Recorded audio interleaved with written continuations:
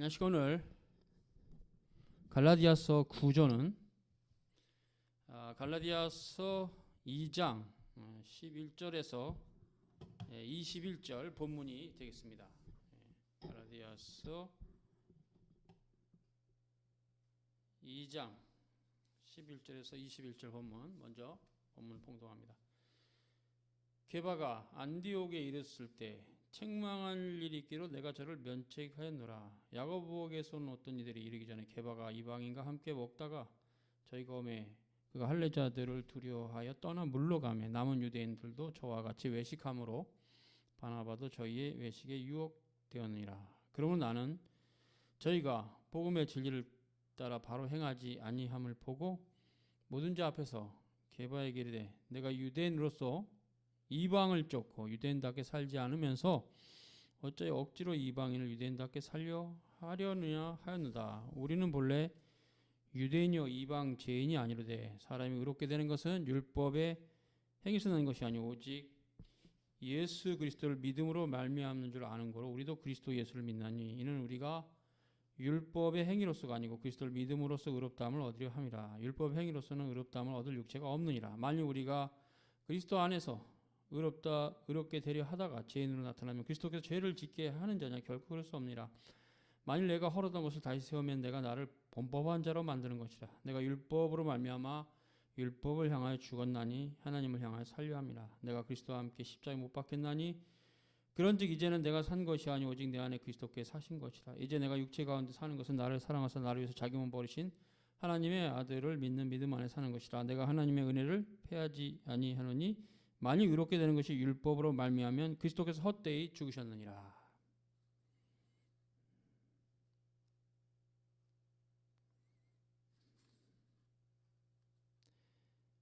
사도 바울의 이 본문은 갈라디아서를 기록하는 그의 그 목적, 그 서신을 기록한 목적과 관련해서 굉장히 중요한 의미가 있습니다.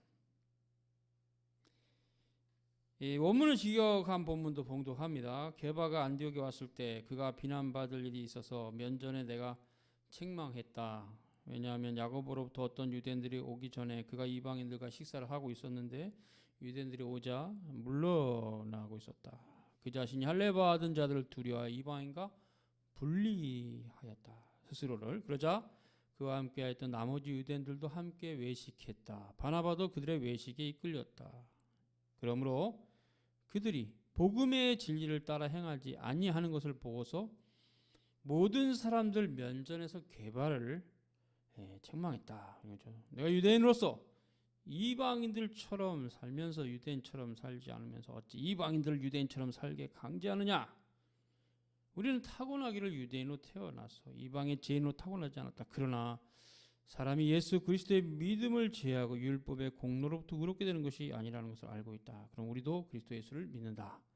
이는 우리가 율법의 행위로서가 아니라 그리스도의 믿음으로 의롭게 되고자 함이라. 모든 육체는 율법의 행위로부터 의롭게 될 수 없다. 만약 우리가 그리스도 안에서 의롭게 되는 것을 추구하다가 죄인이 되었다면 그리스도께서 죄의 도움자이시냐? 그럴 수 없느니라. 왜냐하면 만약 내가 세운 그것을 다시 헐어버린다면 내가 내 자신을 범죄자로 만드는 것이다. 내가 율법을 통해서 율법을 향해서 죽었다. 이는 하나님을 향해서 살려 합니다. 내가 그리스도와 함께 십자가에 못 박혔나니 더 이상 내가 산 것이 아니요 내 안에 그리스도께서 사신 것이다. 이제 내가 육체 가운데 사는 것은 나를 사랑하시어 나를 위해서 자기 몸을 버리신 하나님의 아들의 믿음 안에서 사는 것이다. 내가 하나님의 은혜를 거절하지 않노라. 만약 내가 율법을 통해서 의롭게 된다면 그리스도께서 헛되이 죽으셨다. 정말 놀라운 사도 바울의 갈라디아 교회를 향한 교훈이죠. 실제로 이런 교훈 상당히 중요한데요. 왜냐하면 그러니까 갈라디아 교회가 처한 사항들, 그 사항들에 대한 바울이 아쉽고 안타까운 마음, 또 그 복음으로 그들로 하여금 돌아오게 하려고 하는 그의 순수한 열정이 이 본문에서 느껴집니다.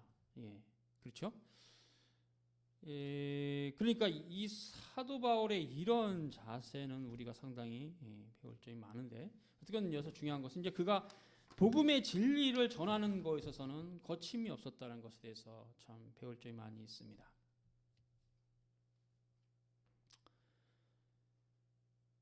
오늘의 대략의 이야기는 이렇죠. 자, 게바가 누굽니까? 사도 베드로입니다. 게바가 안디옥에 이뤘을 때 책망할 일이 있어서 내가 면전에다가 책망했다 이 말이죠. 어떤 사건이냐면 야고보로부터서, 야고보가 뭐 친분이 있는 자들이겠죠. 어떤 사람들이, 유대인이겠죠 당연히, 게바를 찾아왔어요. 근데 게바가 그 전에 이방인과 함께 이렇게 식사를 하고 있었어요.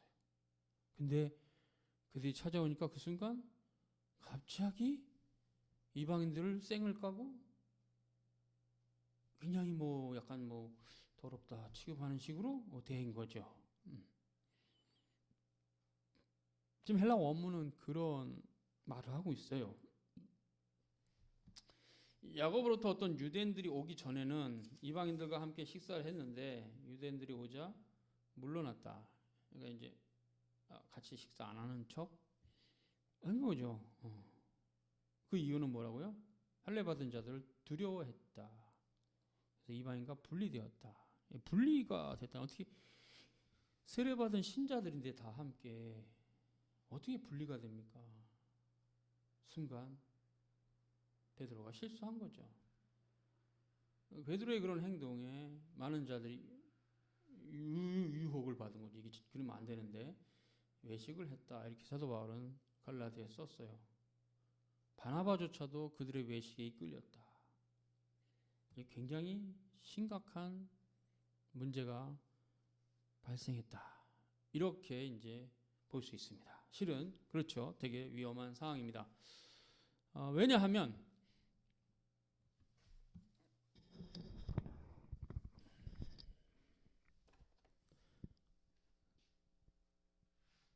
사도시대 교회의 모든 사도들,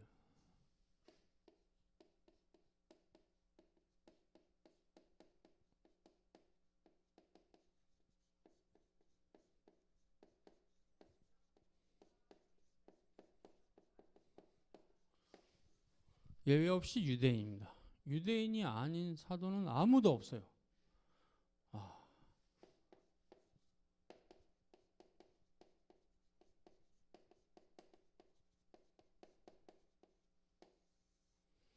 예외 없이 할례 받은 자는, 할례 받지 않은 사람 아무도 없어요. 물론 거기에는 사도 바울도 마찬가지입니다. 자신도 할례 받은 자예요.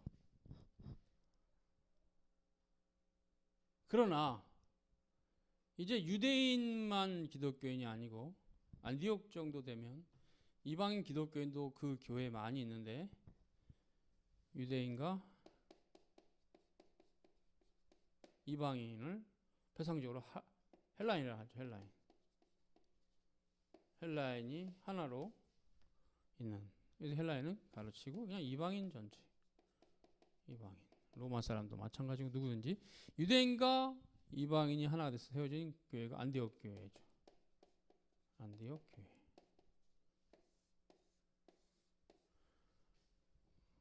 여기 이제 야고보가 사람 보내서 누구 왔어요. 유대인이었어요. 유대인이. 그러니까 바울이 아니고 베드로가 식사를 같이 하다가 같이 안 하는 것처럼 이렇게 행동한 거죠. 그래서 굉장히 심각한 사태가 발생한 겁니다. 물론 결국 지나고 나서 모든 문제가 잘 해결됐기 때문에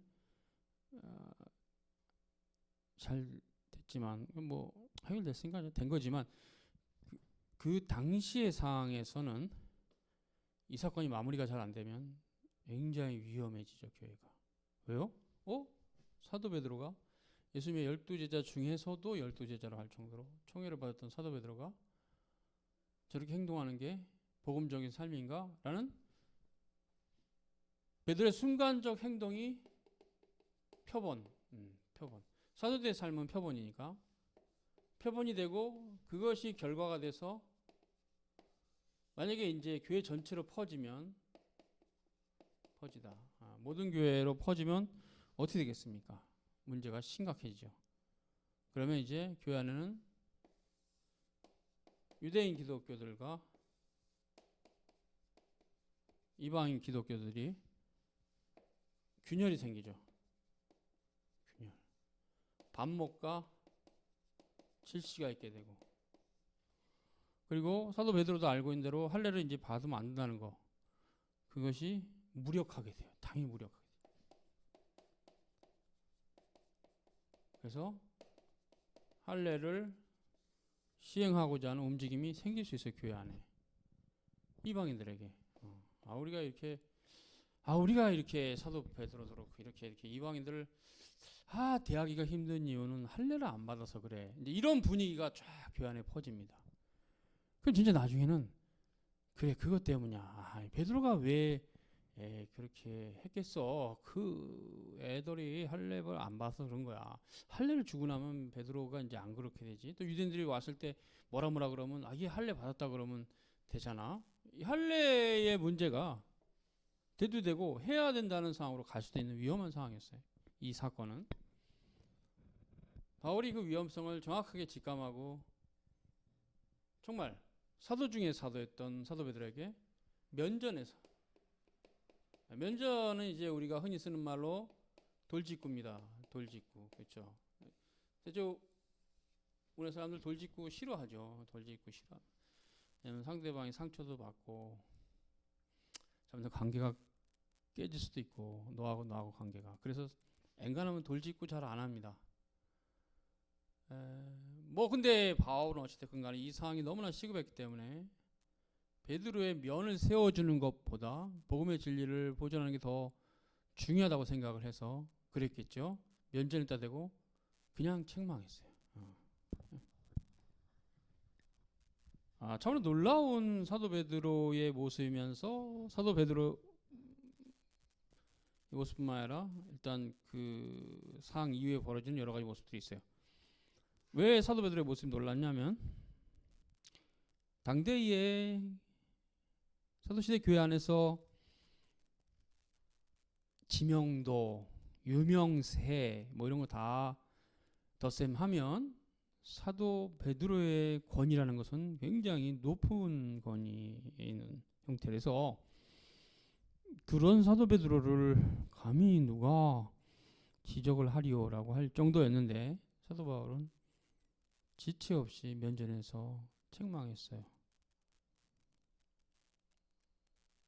그 이유는 일단 복음적 진리가 가장 중요하다. 사도 베드로가 매우 중요한 인물이고 존중받아야 될 인물인 건 맞지만 이 행동만큼은 내버려 두면 하나님의 교회가 망가질 수 있다라는 절박감을 가지고 사도 바울은 면전에다 대고 지적했어요. 잘한 겁니다. 잘한 거. 거기서 이제 바울과 함께 정말 또 잘하신 분. 그래서 베드로인데요.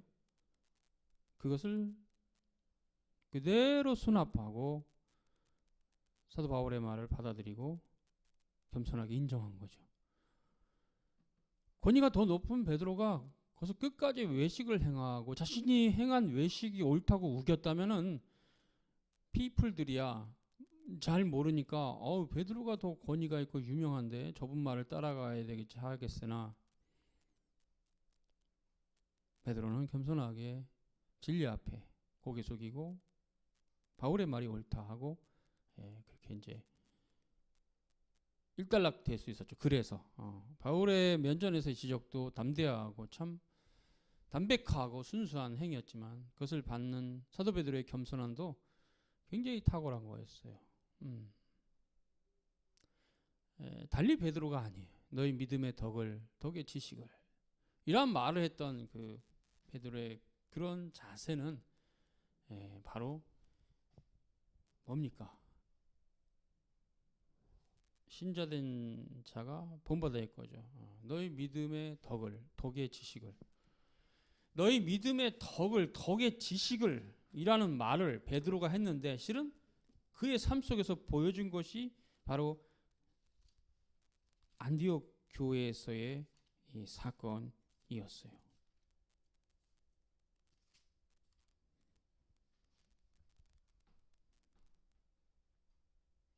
베드로후서 1장 5절서부터 옵니다. 이러므로 너희가 더욱 힘써 너희 믿음의 덕의 지식을, 지식의 절제를, 절제 인내를, 인내의 경건을, 경건의 형제 우애를, 형제 우애의 사랑을 공급하라. 이 말씀을 기록하기 전에 실천하신 게 사도 베드로의 모습입니다.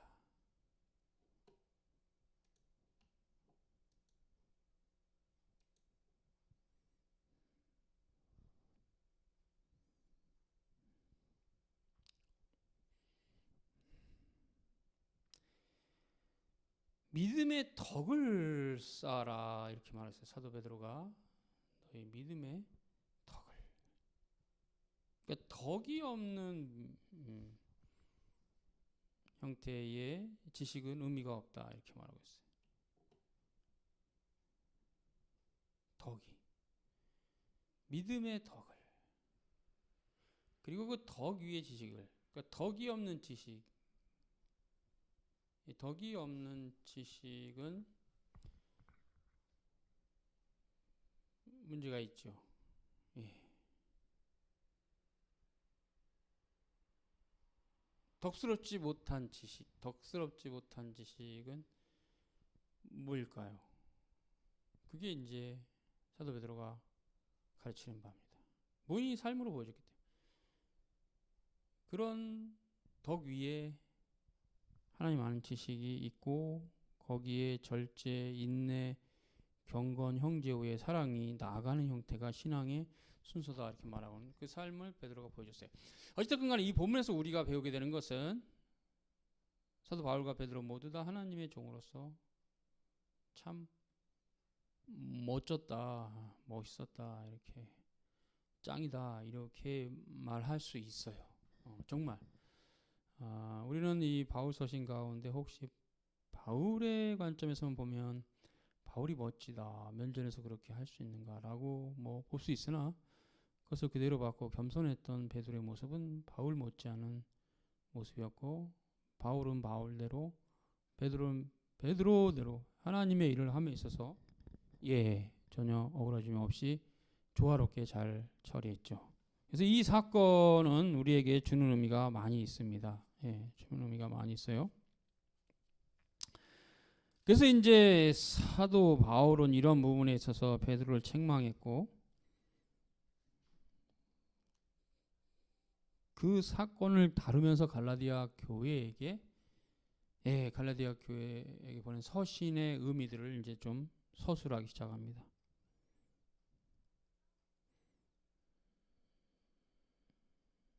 거기 보면은 14절에 내가 유대인으로서 이방을 쫓고 이제 유대인이지만 사도 베드로가 이제 고넬료 사건 이후에는 이방인과도 식사를 하고 하니까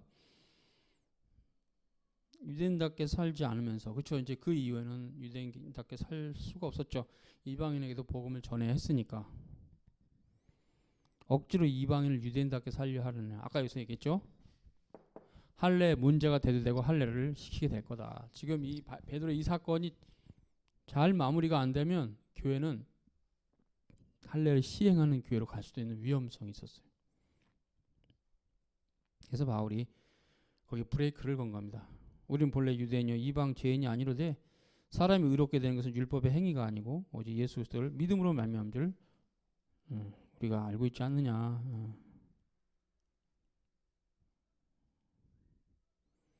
우리도 그리스도를 믿는다. 이는 우리가 율법의 행위에서 아니고 믿음으로 의롭다함을 얻으려 함이라. 16절이죠. 16절입니다. 믿음으로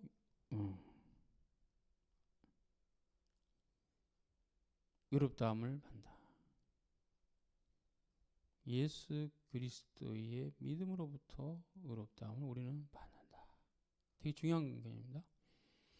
그것은 이제 여기 봐야 될 게 피스테오스 크리스투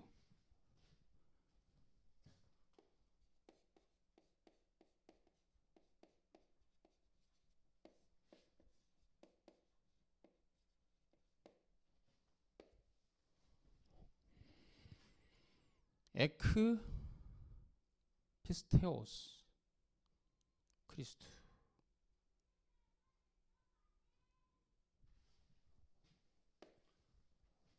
그리스도의 소유격입니다. 소유격 믿음. 그리스도의 믿음을 로부터, 이건 영어로 fram인데요. 그리스도의 믿음으로부터, 그리스도의 믿음으로부터. 이게 되게 중요한 개념입니다. 그리스도의 믿음으로부터.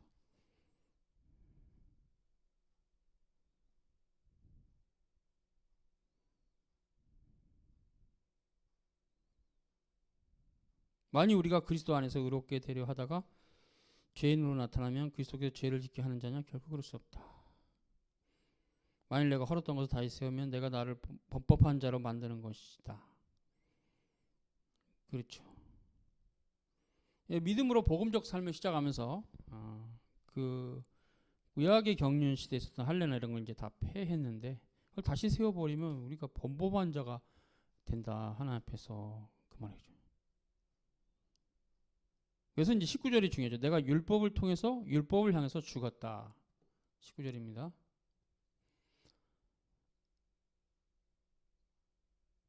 에고 내가 니아 노모 아페타노 히나데오 제소 크리스토 수네이 스타오 로마이. 네, 이 본문을 한번 봅니다. 내가 율법을 통해서 율법을 향해 죽었다.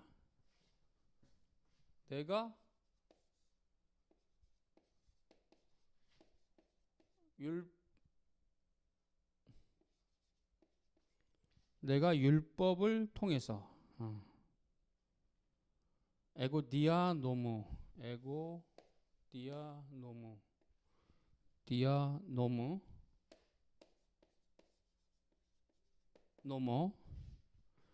그 다음에 아페따논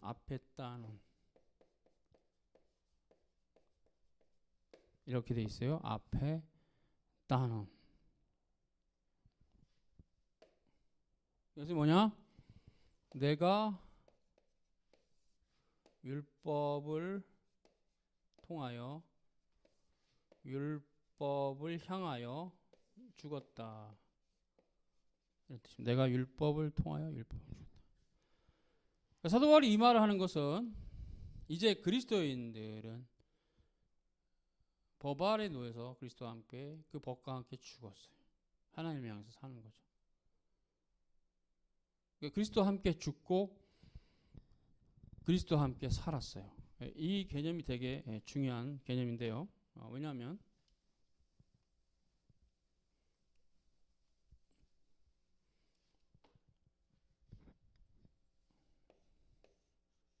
우리 구주 예수 그리스도의 십자가 사건은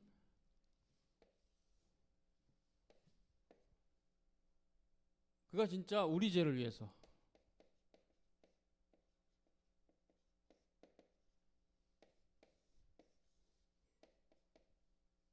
돌아가셨죠. 죽었어요. 죽음. 또 우리 죄를 위해서 죽으시고 우리의 의를 위해서 여기죠. 우리의 의를 위해서 살아나셨어요. 그래서 이것을 죽음과 부활에 예수 그리스도의 죽음과 부활. 그리스도께서 우리 죄를 위해서 죽으시고 우리의 의를 위해서 살아나셨습니다.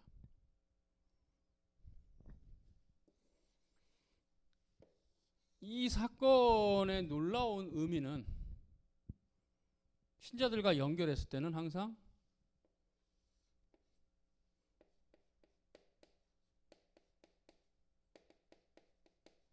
믿음이에요. 그래서 이게 정확한 어구는 에크피스테오스, 믿음으로요. 믿음. 에크피스테오스, 믿음으로. 그래서 우리는 이제 믿음으로 그리스도와 함께 죽고 그리스도와 함께 사는 겁니다. 그리스도와 함께 죽을 때는 죄에 대해서 죽고 그리스도와 함께 살 때는 의에 대해서 사는 것입니다. 그리고 여기 보면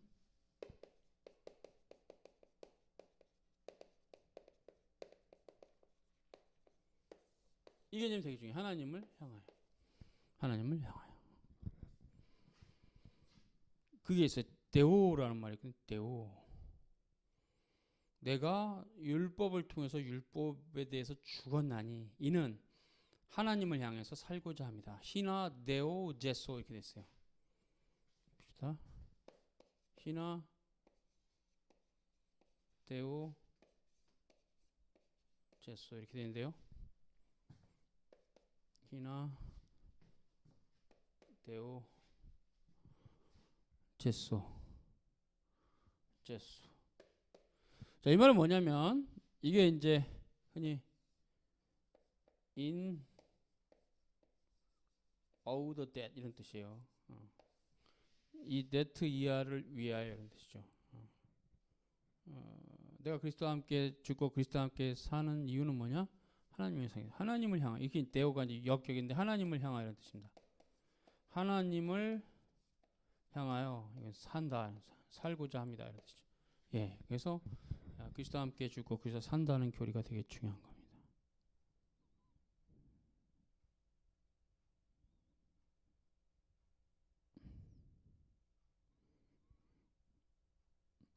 그래서 내가 율법으로 말미암아 율법을 향하여 죽었나니 이는 하나님을 향하여 살려 합니다. 이렇게 바울이 말하겠어요. 그래서 그 다음이 크리스토 수 네스타우로마이 이렇게 있어요. 수 네스타우로마이는 이게 순이 타우로가 이게 이제 십자가에 매달린다는 뜻인데 순이 붙으면 함께란 뜻이 있어요. 헬라어로서 순에 스타우로마이는 그리스도하고 붙어서 그리스도와 함께 십자가에 매달렸다 이런 뜻이에요. 죄에 대해서 죽는 거죠. 죄에 대해서 죽는 것을 말합니다. 내가 그리스도와 함께 십자가에 못 박혔나니. 그래서 이제 하는 말이 바울이 조 데우케티 에고 제데엔 에모이 크리스토. 내가 살아있는 게 아니다 더 이상. 그리스도께서 내 안에 살아계신다 이 말입니다. 자, 되게 중요한 개념을 지금 계속 바울이 풀고 있어요. 신앙에 대해서. 이제는 내가 산 것이 아니다. 자, 이유입니다. 중생한 이유겠죠. 당연히 이 표현은. 그리스도를 믿음으로 중생한 이유는 더 이상 헬라어로 그대로 쓰면 우케티 에고제 우케티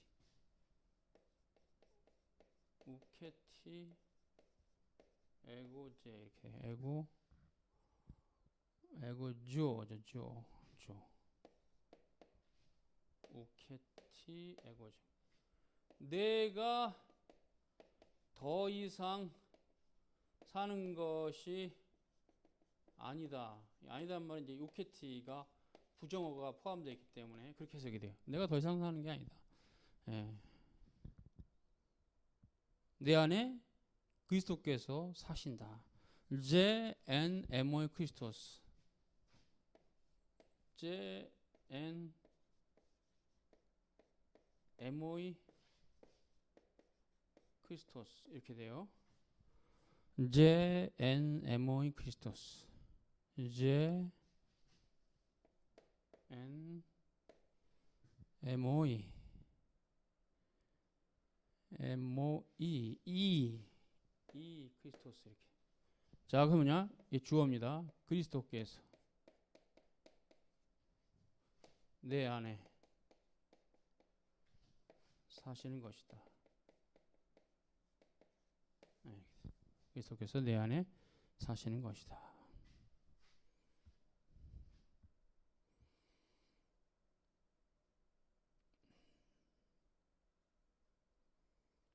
내가 더 이상 사한 게 아니고 그리스도에 대한 사실. 이제 이 개념에 대한 설명을 해야 되겠죠. 이게 뭐냐? 당연히 이것은 고린도후서 5장 17절과도 연결돼요. 그런 중 누구든지 그리스도 예수 안에 있으면 새로운 피조물이라 이전 것은 지나갔으니 보라 새 것이 되었도다. 이 개념에 대해서 또 오해하면 안 돼요. 잘 이해해야 됩니다. 자, 이 의미는 뭐냐? 결국 이제 이 개념을 가지고 중생한 이후의 신자의 상태입니다. 중생한 이후의 신자의 상태. 새 사람과 옛사람의 공존의 상태예요. 공존의 상태.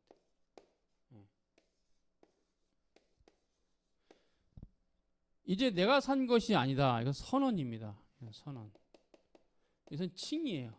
믿음으로 의롭게 됐죠. 내가 산 게 아니에요. 이제 그럼 내가 뭐였기 때문에 이 에고는 뭐냐? 이거 에고이즘, 에고이스트, 뭐 아상이라고도 표현하는데 이것은 옛사람이죠.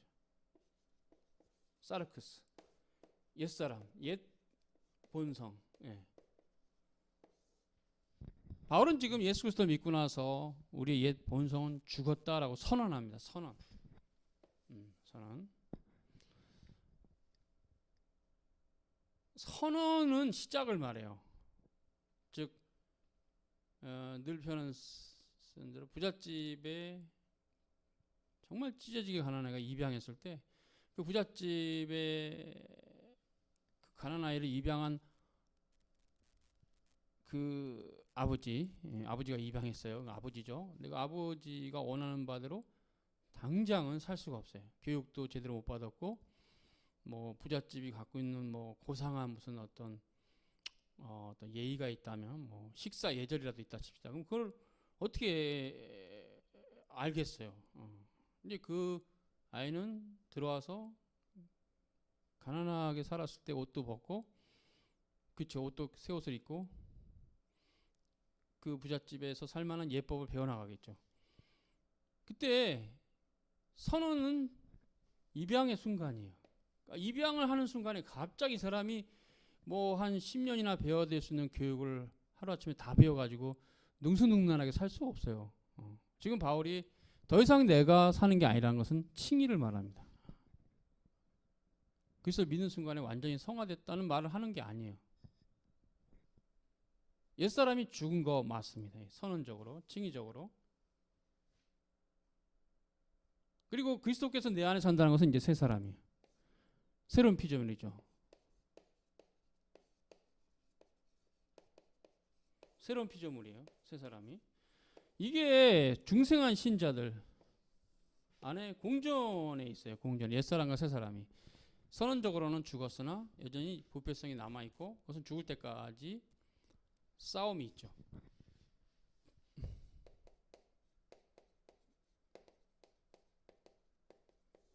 그래서 지상에서의 교회는 전투하는 교회. 여기서 전투는 뭐 옆에 있는 사람을 향해서 날카롭게 칼을 들이대고 막 미워하고 막 죽이려 하고 막 그렇게 하고 그런 전투를 말하는 게 아니에요. 눈에 보이는 싸움이 아니에요. 하늘에 있는 악의 영과의 싸움, 공중의 권세 잡은 자들과의 싸움이며 이 세상의 악과의 싸움이에요. 그건 맞아요. 그럼 그 악이 이 세상에는 있고 나에게는 없다. 이런 식은 굉장히 위험합니다. 섰다 하면 넘어질까 조심하라는 사도 바울의 말씀처럼 나는 흠결이 없는 사람이야. 문제는 다 남한테 있어. 나는 상수야. 다 주변이 변수야. 이런 식으로 해서 모든 탓을 남에게 돌리고 자기는 잘못이 아무것도 없다는 식의 태도는 굉장히 잘못된 신앙입니다. 가장 문제의 인간일 수 있어요. 그 사람이.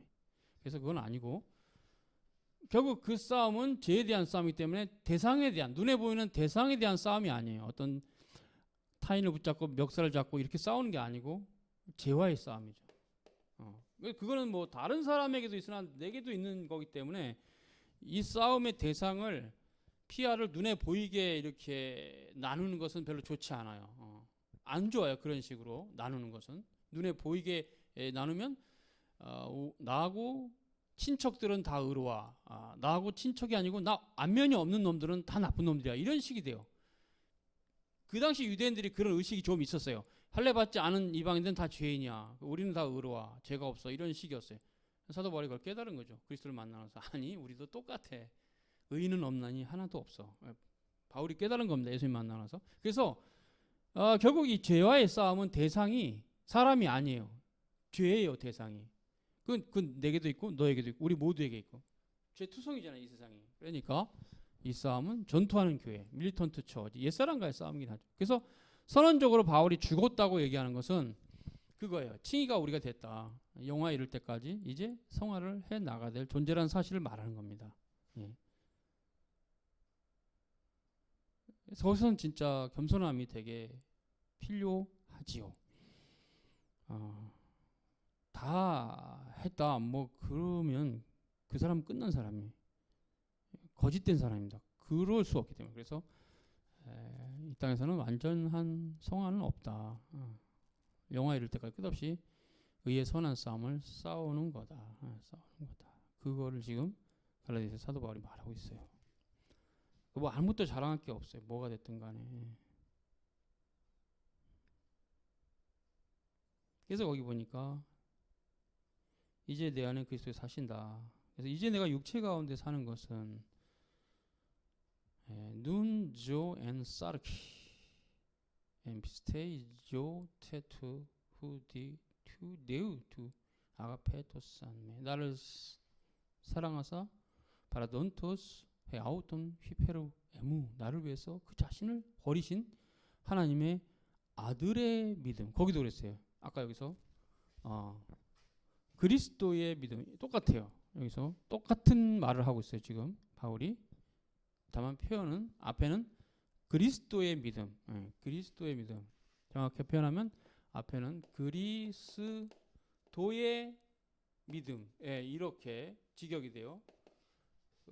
뒤에는 하나님의 아들의 믿음. 표현이 다를 뿐 같죠. 예수 그리스도의 믿음, 하나님의 아들의 믿음 같은데요. 자, 바울이 왜 믿음에 대해서 이렇게 소유격을 뒀을까요? 이 소유격의 의미는 이 믿음은 그리스도에게 종속적이라 이 말이에요. 종속적. 이것도 마찬가지. 이 믿음은 하나님의 아들에게 종속적이라 이 말이에요. 이게 무슨 의미인가? 우리는 흔히들 믿는다는 자기를 내세우는 경우가 많아요. 자기의 신앙이 남보다 득심이 열심이고 뭐 굉장히 뭐 그렇고 뭐 두세 배나 열심히 있고 뭐 그런 걸 되게 자랑하기도 하고 자기 믿음을 자랑하는 경우가 있습니다. 근데 지금 이제 사도 바울이 이 본문에서 우리에게 주는 것은 다 그런 신앙이 부질없다는 얘기를 하는 겁니다. 부질이 없다. 왜 부질이 없느냐? 그게 뭐예요? 그게 자기 믿음이잖아요. 주님의 믿음이 아니잖아요. 그래서 지금 바울이 깨달은 것은 이거예요. 그리스도의 믿음이구나. 우리의 믿음은 전적으로 예수 그리스도의 종속적입니다. 이 종속적이라는 의미가 뭐냐면 그분 것이에요. 항상 변함없이 그분 것이면서 우리 것이에요. 그러니까 이 땅에 살아가는 데는 더더욱 그런데 아버지가 살아계시는데 아버지가 끊임없이 돈을 대줘요. 그럼 그건 내 돈인 것 같은데 실은 내 돈 아니죠. 아버지가 끊어버리면 끝나요. 아버지의 은혜로 살아가는 거잖아요. 그러니까 계속 아버지 것이에요. 주시는 것일 뿐이지. 그게 은혜잖아요. 그와 같이 주께서 우리에게 믿음을 선물로 주셨어요. 쉽게 얘기해서 흔히 부자 아버지가 너 이 정도 한도 내서 써 카드를 줬어요. 카드 마음껏 써. 카드가 한 달에 1,000만 원 써도 돼. 뭐 애다 줍시다.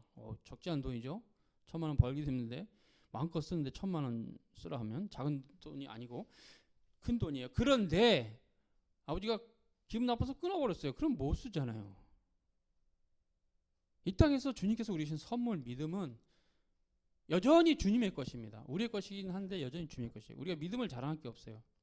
믿음을 주신 자를 자랑해야지. 예수 그리스도를 자랑해야 됩니다. 예수 그리스도밖에는 소망이 없는 거죠. 그래서 이런 부분에 대해서 오해가 되면 신자의 신앙이라는 게 뭐 열심, 막 열정, 막 독실함, 뭐 경건함 이런 거 자랑하는데 안 필요 없어요. 예수 그리스도만 자랑하면 돼요. 그분만이 우리의 믿음의 본질입니다. 그래서 우리의 믿음은 예수 그리스도의 믿음이에요. 그분에게 종속적이죠. 그러면 믿음에서 중요한 게 무엇인가 답이 나와요. 믿음에서 중요한 건 그리스도예요. 그럼 그리스도가 답이 나온다는 것은 거기서 한 단계 더 들어가야만 그 의미가 들어와요. 너무 추상적이니까 예수님이라는 답이 한 번 더 들어가면 그리스도는 하나님의 말씀이에요. 하나님의 말씀이 믿음의 주인이에요. 믿음은 하나님의 말씀에 종속적이에요. 아들에 불과해요. 그냥 선물에 불과해요. 아들에게 준 선물, 입양한 아들에게 준 선물. 그렇기 때문에 믿음은 그리스도에게 종속적이다. 하나님의 아들의 종속적이다. 믿음을 자랑하지 말고 예수 그리스도를 자랑하라. 이 믿음을 주신 자를 자랑하라. 그것이 곧 이제 영생이에요. 요한복음 10장 3절. 영생은 곧 유리하신 참 하나님과 그에 보내신 자 예수 그리스도를 아는 것이다. 기노스코하는 것. 그래서 믿음과 그 지식은 같은 겁니다. 믿음과 지식은